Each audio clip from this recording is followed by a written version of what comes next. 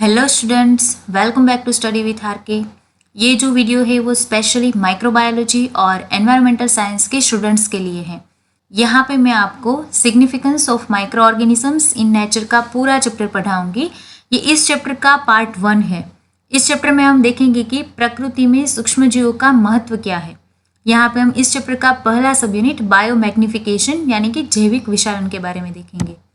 इससे पहले मैं आपको बता दूं कि ये पूरा चैप्टर एनवायरमेंटल माइक्रोबायोलॉजी पे है। तो पहले हम देखते हैं कि एनवायरमेंटल माइक्रोबायोलॉजी क्या है। Environmental microbiology is the study of microbial interactions, microbial process and microbial communications in the environment. यहाँ पे ये जो डेफिनेशन है एनवायरमेंटल माइक्रोबायोलॉजी की, वो माइक्रोबायोलॉजी के पीछे ये जो वर्ड है वो है लोजी। लोजी का मतलब क्या होता है? लैटिन वर्ड लोगस का मीनिंग है स्टडी। इसलिए हम एनवायरमेंटल माइक्रोबायोलॉजी की डेफिनेशन जो है वो कहाँ से स्टार्ट करेंगे? Study of. अब इसमें हमें स्टडी क्या करना है? तो microbial interactions like mutualism, predation, parasitism, competition etcetera, and microbial processes like nitrogen fixation, nitrate reduction etcetera. ये जो प्रोसेस है उसमें माइक्रो ऑर्गेनिजम्स के साथ साथ उसका जो एसोसिएशन है वो एनवायरनमेंट के साथ भी है, as well as microbial communications means they are exchange some materials to the environment. So ये सारी जो प्रोसेस है उसमें माइक्रो ऑर्गेनिजम्स का एसोसिएशन डायरेक्टली एनवायरनमेंट के साथ है। सो एनवायरमेंटल माइक्रोबायोलॉजी में अगर हम ये 3 process, interactions, process and communications, जो माइक्रो ऑर्गेनिजम्स के साथ है और माइक्रो ऑर्गेनिजम्स का एनवायरनमेंट के साथ है, ये प्रोसेस जो हम स्टडी करते हैं उसे हम कहते हैं एनवायरमेंटल माइक्रोबायोलॉजी। और अनदर डेफिनेशन ये है, the study of microbial fat and activity in air, water and soil and the resulting impact on human health and welfare. Microbial fat का मीनिंग क्या है? उसकी जो सर्वाइवल है और हम माइग्रेशन कहते हैं। सो यहाँ पे हमें माइक्रोबियल फैट एंड एक्टिविटीज़, उनकी एयर में, वाटर में और सॉइल में क्या एक्टिविटीज़ है जिसका रिजल्ट जो है, उसका इम्पैक्ट है वो डायरेक्ट ह्यूमन हेल्थ और उसके वेलफेयर यानी कि उसके कल्याण पर इसका जो रिजल्ट है वो आता है। तो इस टाइप की जो स्टडी हम करते हैं जिसमें माइक्रो ऑर्गेनिजम्स, एयर, वाटर और सॉइल यानी कि एनवायरनमेंट के साथ इसका एसोसिएशन है और उसका डायरेक्टली रिजल्ट का इम्पैक्ट जो है वो ह्यूमन हेल्थ एंड वेलफेयर पर होता है, तो इस स्टडी को भी हम एनवायरमेंटल माइक्रोबायोलॉजी कहते हैं। अब हम देखेंगे कि इस चैप्टर में, इस यूनिट में हमें कौन कौन के सब पॉइंट्स जो है वो कवर करना है। 5.1 यानी कि बायोमैग्निफिकेशन ऑफ पेस्टिसाइड्स जो हम इस वीडियो में देखेंगे। इसके बाद है बायो रिमेडिएशन और इसके बाद हम पढ़ेंगे bio deterioration of paper, textile, paints, woods, metals and its control. इसके बाद है 5.3 microbial air pollution and air sanitation. 5.4 bioleaching of metals and microbial enhance oil recovery. 5.5 biofuels and 5.6 bioplastics. So यहाँ पे हम स्टार्ट करते हैं बायोमैग्निफिकेशन से। सो biomagnification of pesticides जो है वो क्या है? इससे पहले हम बायोमैग्निफिकेशन को कैसे डिफाइन करेंगे। Biomagnification is also known as bio amplification as well as biological magnifications. So ये बायोमैग्निफिकेशन प्रोसेस, उसको ऐसे मैग्निफिकेशन ऐसा क्यों बोला जाता है? क्योंकि is the increase in the concentration of substance such as pesticides like DDT that occurs in food chain। कई सारे पेस्टिसाइड्स हम नॉर्मली भी यूज़ करते हैं एग्रीकल्चर पर्पस के लिए, और एग्रीकल्चर फील्ड में जो यूज़ करते हैं वो सारे के सारे पेस्टिसाइड्स जो है उसका कॉन्सेंट्रेशन अगर फूड चेन में बढ़ता ही जाए, यानी कि हायर ट्रॉपिक लेवल में उसका कॉन्सेंट्रेशन जब बढ़ेगा तो उससे कई सारे डिसीज़ हो गए और ये जो टॉक्सिक केमिकल्स है वो हमारी पेशियाँ, मांसपेशियों में उसका एक्यूमुलेशन बढ़ जाएगा और उससे हमें भी बहुत सारी तकलीफ हो सकती है, as well as aquatic life जो है और एनवायरनमेंट है उसमें भी ये पॉल्यूशन क्रिएट करेगा। So biomagnification is the increase the concentration of substrate या फिर सब्सटेंस, कोई भी सब्सटेंस में टॉक्सिक केमिकल्स भी हो सकते हैं और ये पेस्टिसाइड्स भी हो सकते हैं। यहाँ पे मैंने एक एग्जांपल दिया है DDT, यानी कि DDT का कॉन्सेंट्रेशन ट्रॉपिक लेवल में फूड चेन में अगर बढ़ेगा तो उससे हम क्या बोलेंगे? Biomagnification, right. यहाँ पे ये जो इमेजेस मैंने जो ये दिखाई है ये क्या इंडिकेट करती है? पेस्टिसाइड्स का यूज़ हम फार्मिंग पर्पस में, क्रॉप प्रोडक्शन में बहुत ही करते हैं। सो पेस्टिसाइड्स क्या है, वो one of the most common ways to control और eliminates pest is to use poisons that kill pest. हम जो ये पेस्ट को किल करने के लिए जो एक पॉइजन, जो एक सब्सटेंस का यूज करते हैं उसे हम क्या बोलते हैं, पेस्टिसाइड्स। अब ये कौन कौन से कंटामिनेंट्स है जो बायोमैग्निफिकेशन क्रिएट करेंगे। सो कंटामिनेंट्स में including heavy metals like mercury, arsenic, और पेस्टिसाइड्स की हम बात करें तो डीडीटी का फुल फॉर्म है dichloro diphenyl trichloroethane and polychlorinated biphenyls, PCB. ये जो पीसीबी है वो भी one type of biopesticides compound है which are then taken up by organisms because of food they consume or intoxications of the environment। ये जो है वो ट्रॉपिक लेवल में, प्राइमरी ट्रॉपिक लेवल के ऑर्गेनिजम्स है, उससे वो ये सारे कंटामिनेंट्स है उसे अपटेक करेंगे। इसके बाद फूड चेन में उसका कॉन्सेंट्रेशन बढ़ता ही जाएगा। सो अल्टीमेटली ये जो फूड चेन में कंज्यूम कर रहे हैं उससे क्या होगा, बायोमैग्निफिकेशन। यहाँ पे मैंने ये बताया है कि ये पेस्टिसाइड्स जो है वो पेस्टिसाइड्स परसिस्टेंट होते हैं। अगर ये पेस्टिसाइड्स परसिस्टेंट यानी कि लॉन्ग टाइम तक एज इट इज ही रहेंगे, उसका कोई डिग्रेडेशन नहीं होगा, इसकी वजह से क्या क्रिएट होता है, biomagnification. So biodegradability is essential criteria for any pesticides which use in agricultural field. अगर हम कोई भी पेस्टिसाइड्स को एग्रीकल्चरल फील्ड में यूज़ करते हैं तो उसका बायोडिग्रेडेशन होना ही चाहिए। अगर मैं ये बोलूँ कि आप पेस्टिसाइड्स यूज़ करना बंद कर दो तो ये भी वायबल नहीं है, क्योंकि एग्रीकल्चरल फील्ड में क्रॉप में बहुत सारे पेस्ट हैं, इंसेक्ट्स हैं, राइट। ये सब पेस्ट और इंसेक्ट आते ही रहेंगे और अगर ये क्रॉप को स्पॉइल करेंगे या फिर डैमेज करेंगे तो हमारा ही नुकसान होगा। सो इसलिए हम पेस्टिसाइड्स यूज़ तो करेंगे, लेकिन ये जो पेस्टिसाइड्स है वो बायोडिग्रेडेबल होना चाहिए। जो पेस्ट को किल करते हैं वो कैसा होना चाहिए, बायोडिग्रेडेबल। लेकिन डिफरेंट पेस्टिसाइड्स का जो डिग्रेडेशन पीरियड टाइम है वो डिफरेंट टाइम्स पीरियड होता है एनवायरनमेंट में। ऐसा नहीं है कि हमने इस मंथ यूज़ किया है पेस्टिसाइड्स को और अगले मंथ वो डिग्रेड हो जाएंगे।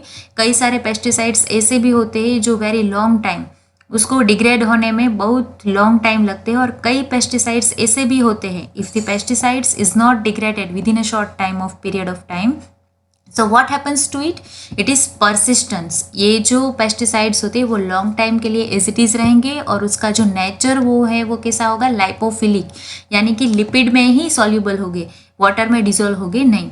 सो इसके लिए हमने ये जो टर्म दिया है वो क्या है, बायोमैग्निफिकेशन। सो बायोमैग्निफिकेशन में हम कौन कौन से पेस्टिसाइड्स और टॉक्सिक सब्सटेंस को ऐड करेंगे। ये जो टॉक्सिक और पेस्टिसाइड्स है वो एनवायरनमेंट में लॉन्ग टर्म रहते हैं, यानी कि उसकी परसिस्टेंसी बहुत है। सो वो डिग्रेड नहीं होते और हमारी फूड चेन में एंटर हो जाते हैं और इसके बाद हमें ही दिक्कत होती है। सो बायोमैग्निफिकेशन का यहाँ पे मैंने जो डेफिनेशन है फिर से रिवाइज किया है, उसको बायो एम्प्लीफिकेशन, बायोलॉजिकल मैग्निफिकेशन बोलते हैं, और उसका मेन जो पर्पस है वो क्या है, increasing concentration of substance like DDT that occurs in food chain. Biological magnification is the tendency of pollutants to become concentrated in successive trophic levels. Successive trophic levels यानी कि upper trophic levels में उसका concentration बढ़ता ही जाएगा. Often this is to the detriment of the organisms in which these materials concentrate, since the pollutants are often toxic. और ये pollutants toxic है फिर भी organisms के upper trophic level में उसका concentration बढ़ता ही जाएगा। यहाँ पे मैंने जो ये इमेज दिखाई है वो ये बायोमैग्निफिकेशन हमें ये बताता है कि लोअर ट्रॉपिक लेवल, यानी कि अगर वाटर में फाइटोप्लैंक्टन्स हो गए तो उसमें स्टार्टिंग में डीडीटी का कॉन्सेंट्रेशन है 0.003 ppm, यानी कि पार्ट्स पर मिलियन। अगर हम अपर ट्रॉपिक लेवल की बात करें तो फाइटोप्लैंक्टन्स को एज अ फूड यूटिलाइज करने वाले कौन है, जूप्लैंक्टन्स। तो उसमें उसका ट्रॉपिक लेवल में ये जो अपर ट्रॉपिक लेवल है उसमें डीडीटी का कॉन्सेंट्रेशन बढ़ गया 0.04 ppm, राइट। अब उस पर डिपेंडेंट है स्मॉल फिश, तो उसमें भी उसका कॉन्सेंट्रेशन बढ़ गया, और स्मॉल फिश पे डिपेंडेंट है लार्ज फिश, तो उसमें भी उसका कॉन्सेंट्रेशन बढ़ गया। ये कैसे बढ़ेगा, लार्ज फिश कोई एक फिश को तो कंज्यूम करेगी नहीं, वो कई सारी फिश को कंज्यूम करेगी उसके फूड पर्पस के लिए, राइट। तो उसमें उसका कॉन्सेंट्रेशन जो हो वो इंक्रीज हो जाएगा। और इसके बाद जो अपर ट्रॉपिक लेवल की बात करेंगे हम लास्ट में, जो ये फूड चेन में वो क्या है, फिश ईटिंग बर्ड्स।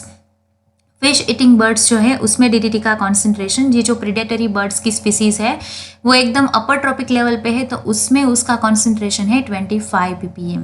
यानी कि ये 25 ppm ये बहुत ही ज़्यादा है, राइट। सो इससे बहुत सारे डिसीज़ होते हैं, ये जो बर्ड्स है उसकी रिप्रोडक्शन सिस्टम पे भी इफेक्ट होगा और एज वेल एज उसको डिसीज भी बहुत सारे होंगे। So higher of the food chain the more concentrated the pesticides become. यहाँ पे आप देख सकते हैं कि हायर फूड चेन में ये जो पेस्टिसाइड्स है उसका कॉन्सेंट्रेशन मोर है, और this process is called is biomagnification और bio amplification. Causes of biomagnifications, responsible factors जो है वो कौन कौन से हैं जिसकी वजह से बायोमैग्निफिकेशन होता है। First of all organic contaminants, कई सारे ऑर्गेनिक कंटामिनेंट्स भी प्रेजेंट है, लाइक फॉस्फेट, नाइट्रोजन और कार्बन की हम बात करें तो वो भी हमें चाहिए क्योंकि वो भी हमारा लाइफ का एक पार्ट ही है, लेकिन उसका एक्सेसिव लेवल है अगर एनवायरनमेंट में या फिर फूड चेन में तो ये हमारे लिए पॉल्यूटेंट्स होगा। और दूसरा जो है वो agriculture and industrial activities. Agriculture और इंडस्ट्रियल एक्टिविटीज़ में है inorganic pesticides, fungicides, fertilisers and other toxic industrial waste.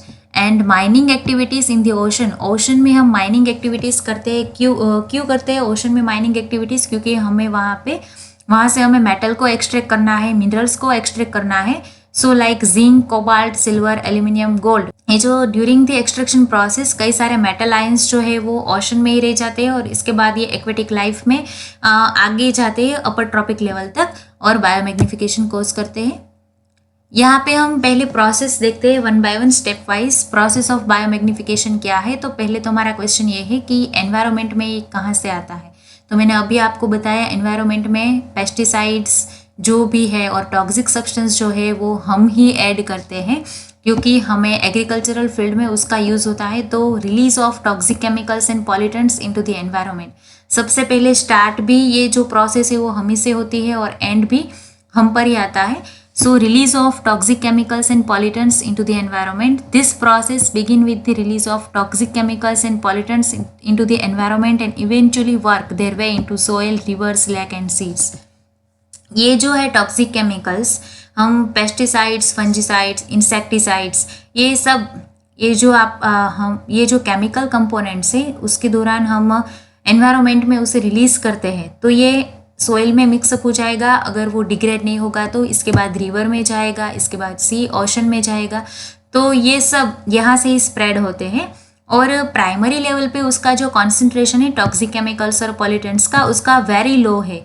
आगे मैंने जो आपको बताया ना फूड चेन की जो इमेज थी और उसमें जो पहले ट्रॉपिक लेवल पे उसका जो कॉन्सेंट्रेशन है एकदम वेरी लो है। They are very minute even in terms of weight, उसका कॉन्सेंट्रेशन वेट वाइज भी एकदम लो है। लेकिन इसके बाद ये जो आपको मैंने दिखाया है ये प्रोसेस ये जिसके दौरान सोइल में पेस्टिसाइड्स इंट्रोड्यूस करते हैं और ये जो पेस्टिसाइड्स है वो कम्प्लीटली डिग्रेड नहीं होता और ये कम्प्लीटली डिग्रेड नहीं होता इसका मतलब है ये सोइल में ही रह जाएगा। परसिस्टेंसी जो है वो उसकी लॉन्ग टर्म तक की है और ये लाइपोफिलिक है यानी कि वाटर में भी सॉल्युबल नहीं होगा, डिसॉल्व नहीं होगा। तो वाया सोइल वो रिवर में एंटर होता है और इसके बाद हमारी फूड चेन में एंटर होता है। तो ये है सेकंड फाइटोप्लैंक्टन, सोइल में से या फिर वाटर में से, जनरली वाटर में से ये हमारी फूड चेन में एंटर होगा और पहले एंटर होगा फाइटोप्लैंक्टन्स।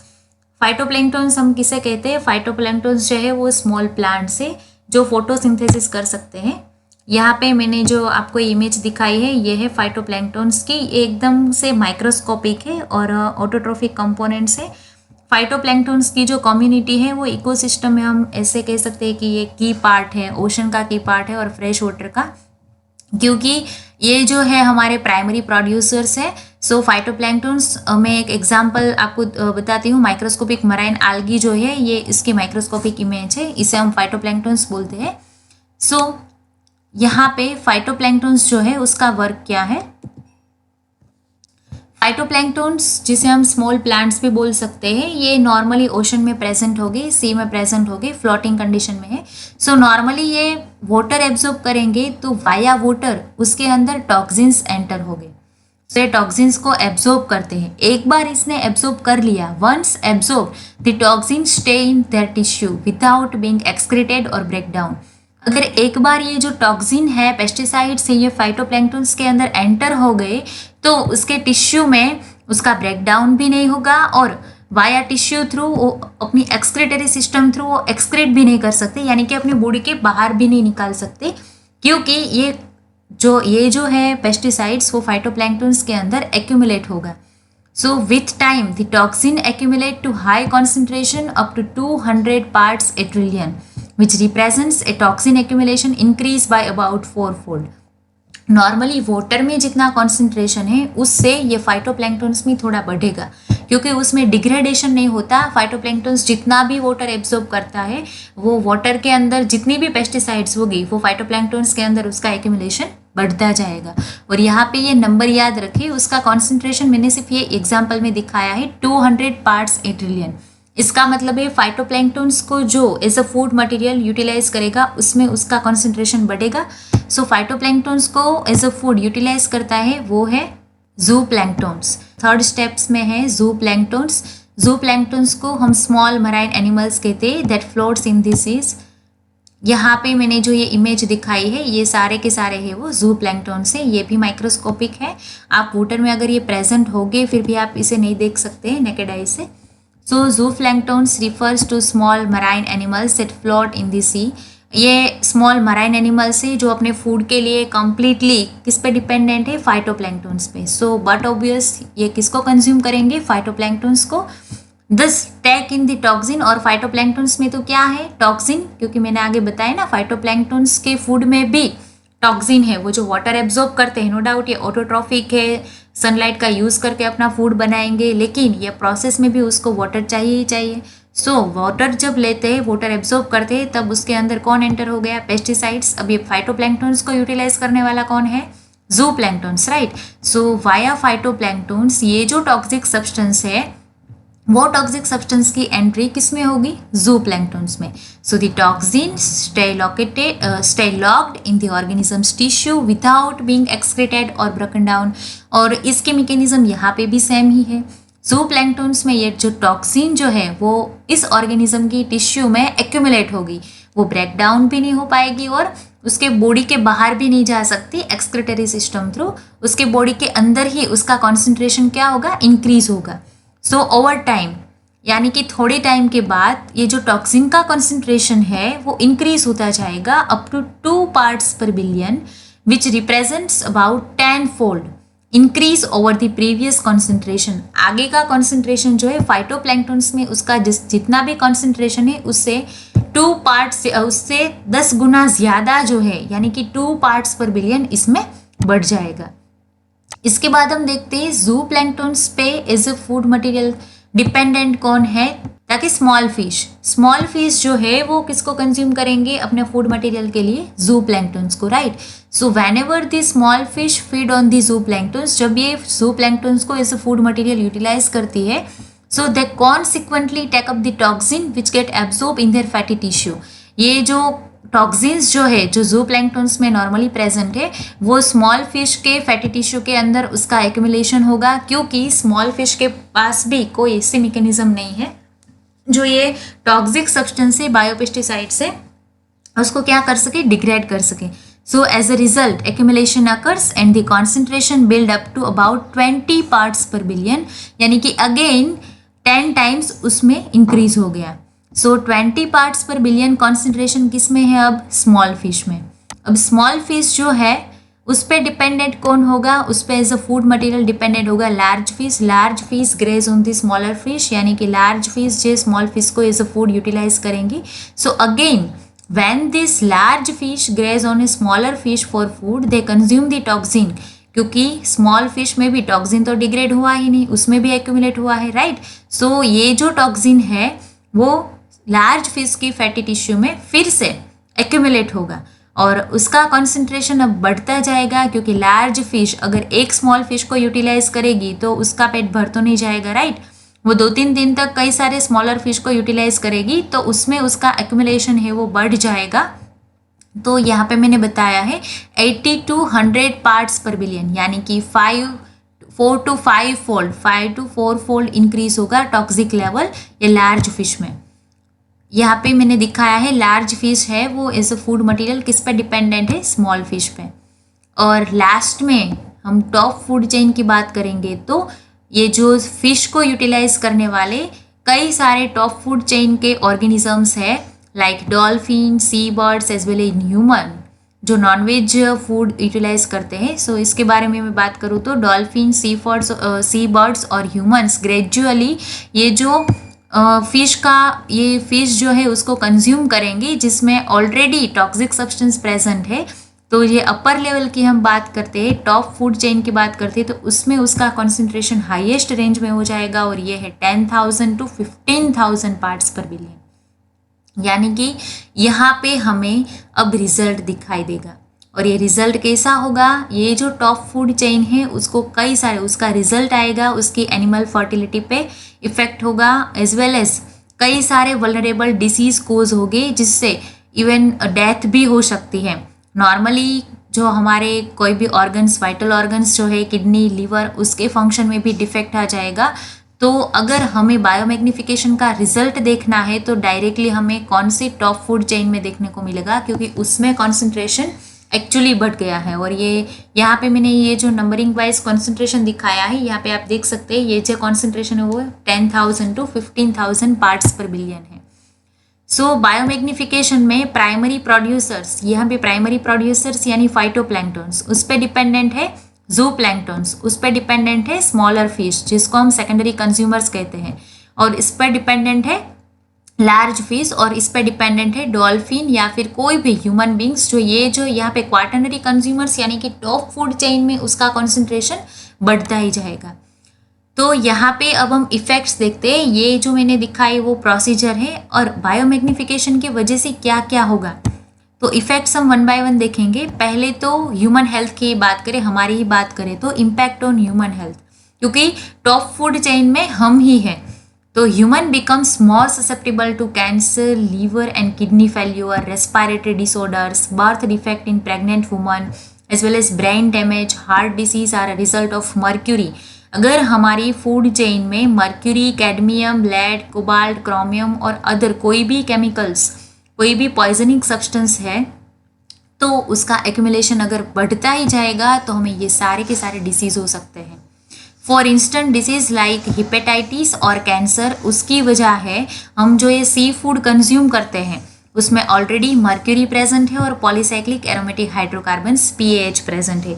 ये जो पीएएच है वो भी बायोपेस्टिसाइड्स है और ये जो है हमारी बॉडी में कैसे एंटर होता है, via food chain.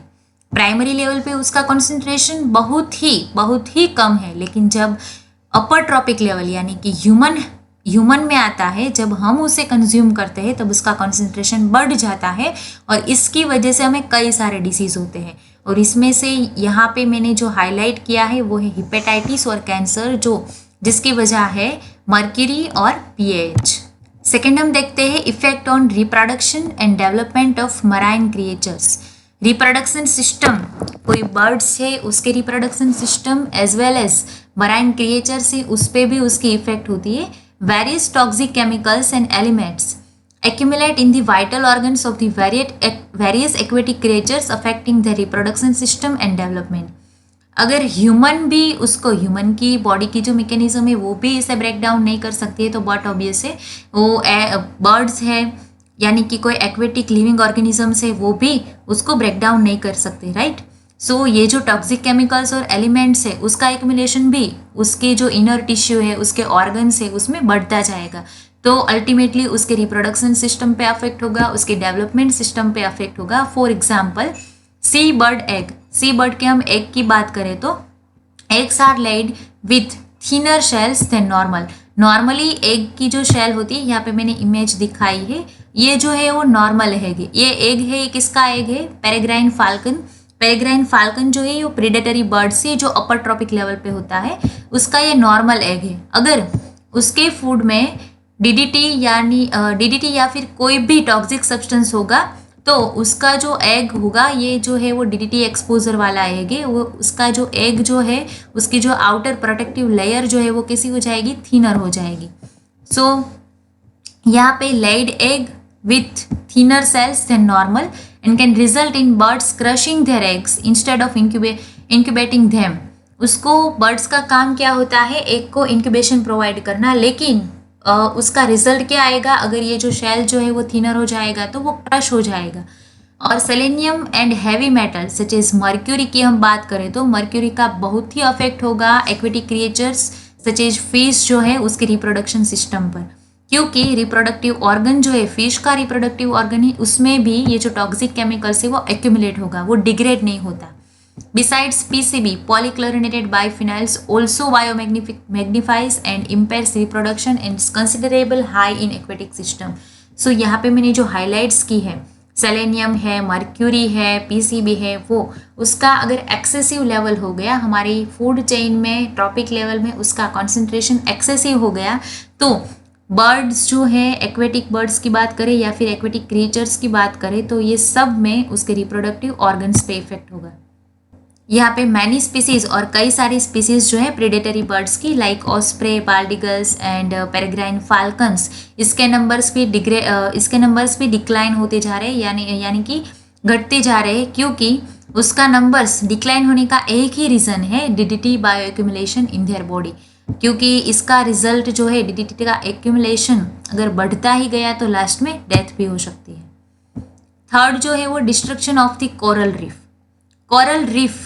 Coral reef जो है, यहाँ पे मैं आपको पहले तो इमेज दिखा देती हूँ, क्योंकि कई सारे लोगों को ये क्वेश्चन होगा कोरल रीफ क्या है.